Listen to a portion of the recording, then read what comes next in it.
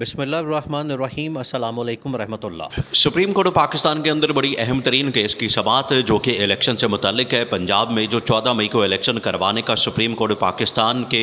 Chief justice Umar Ata Bandial اور ان کے ساتھ 2 اور ججز، جس کے اندر جسٹس منیب اختر اور جسٹس اعجاز الاحسن تھے، تینوں نے، یہ 3 رکنی ایک بینچ تھا، تینوں نے فیصلہ دیا تھا کہ پنجاب کے اندر الیکشن کروانے۔ پنجاب کے اندر آپ نے 14 مئی جو کہ آئین اور قانون کے مطابق ایک ڈیٹ بنتی ہے، اس میں الیکشن کروا دیں۔ اب یہ ڈیٹ گزر گئی، اس کے فوری بعد جب اس کی سماعت ہونی تھی اور توہین عدالت کی کارروائی شروع ہونی تھی تو الیکشن کمیشن کو استعمال کیا گیا۔ الیکشن کمیشن کو کیسے استعمال کیا گیا؟ اس پوری گیم کے اندر، اس پورے پلان کے اندر، پوری سازش کے اندر الیکشن کمیشن اہم ترین کردار ادا کر رہا ہے، وہ آپ نے سمجھنا ہے۔ جیسے ہی 15 مئی ہوتی ہے، 14 مئی گزرتی ہے، 14 مئی گزرتی ہے تو اس کے بعد کنٹیمپٹ ہو جاتی ہے، اور یہ کنٹیمپٹ سپریم کورٹ اس کے اوپر کارروائی شروع کرنے جاتی ہے تو الیکشن کمیشن کی جانب سے ایک پٹیشن ڈال دی جاتی ہے، ایک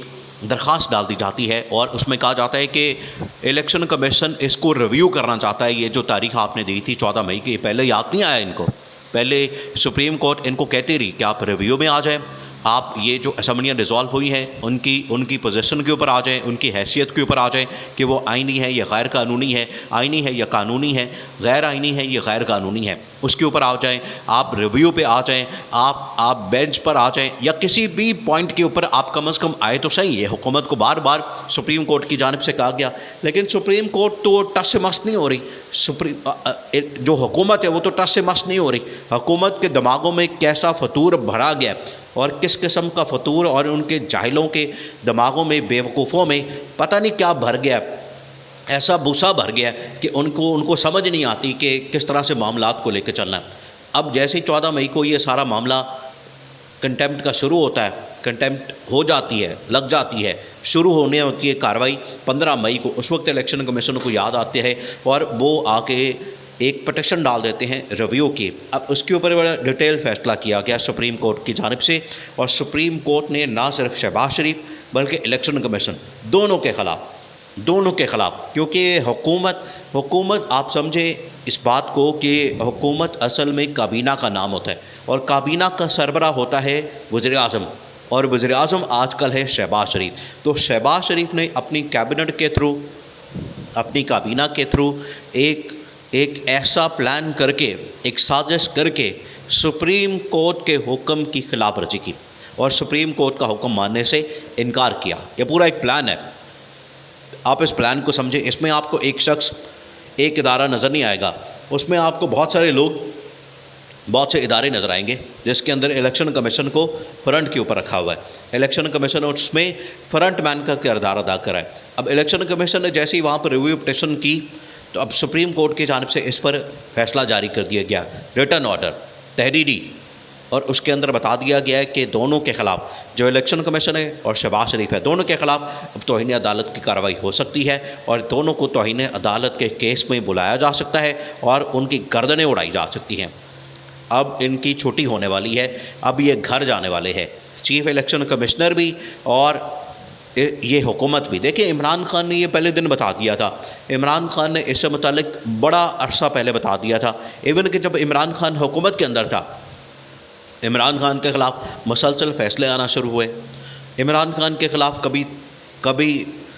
جو فارن فنڈنگ ریفرنس ہے وہ بھیجا جاتا تھا، عمران خان کی نااہلی کے لیے معاملات چلائے جاتے تھے، اس وقت یہ الیکشن کمیشن ایکٹیو ہو گیا تھا۔ تو عمران خان کے جانے کے بعد تو الیکشن کمیشن کھل کر سامنے آ گیا، الیکشن کمیشن نے تو اپنے کپڑے سے باہر ہو گیا۔ الیکشن کمشنر نے پھر کھلے عام عمران خان کے خلاف فیصلے دینا شروع کر دیے، عمران خان کے خلاف احکامات دینا شروع کر دیے، اس میں توشہ خانہ کا ریفرنس ہو، اس میں فارن فنڈنگ کا ریفرنس ہو، اس میں عمران خان کو ڈسکوالیفائی کرنا ہو، عمران خان کی پارٹی کے خلاف جو اس کے امیدوار، ٹکٹ ہولڈرز، ایم پی اے، ایم این اے، ان کے خلاف کوئی کارروائی کرنی ہو، عمران خان کے جو الیکشن کی ڈیمانڈ ہے اس کو ڈیلے کرنا ہو، تمام جو کام ہیں جو کہ عمران خان کے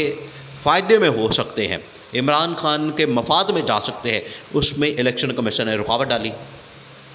اور رکاوٹ صرف اسی وجہ سے کہ اس کے پیچھے حکومت ہے، حکومت پیچھے بیٹھ کے یہ سارا کام کروا رہی ہے، حکومت پیچھے سے آپریٹ کر رہی ہے الیکشن کمیشن کو، اور الیکشن کمیشن اپنے آپ کو سمجھتا ہے کہ وہ اس سے بچ جائے گا۔ الیکشن کمیشن سمجھتا ہے کہ سپریم کورٹ سے اس کی خلاصی ہو جائے گی اور سپریم کورٹ سے اس کو ریلیف مل جائے گا، جو اس نے غیر قانونی اور غیر آئینی کام کیے ہیں اس کا خمیازہ اس کو بھگتنا پڑے گا، اس کو فیس کرنا پڑے گا۔ اور یہ سپریم کورٹ کے اوپر بہت بڑی ذمہ داری ہے۔ سپریم کورٹ اس ٹائم عوام کی جو صحیح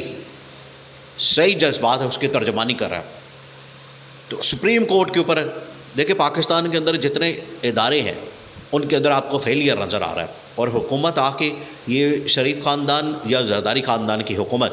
یہ اسی طرح سے آ کے آپریٹ کرتی ہے، اداروں کو کنٹرول کرتی ہے، وہاں پر اپنے بندے انسٹال کرتی ہے، بندوں کے ذریعے سے اداروں کو کنٹرول کیا جاتا ہے، ان کو تباہ و برباد کیا جاتا ہے، ان کو زیرو پہ لا کے کھڑا کر دیتے ہیں تاکہ وہ چلنے کے قابل نہ رہیں،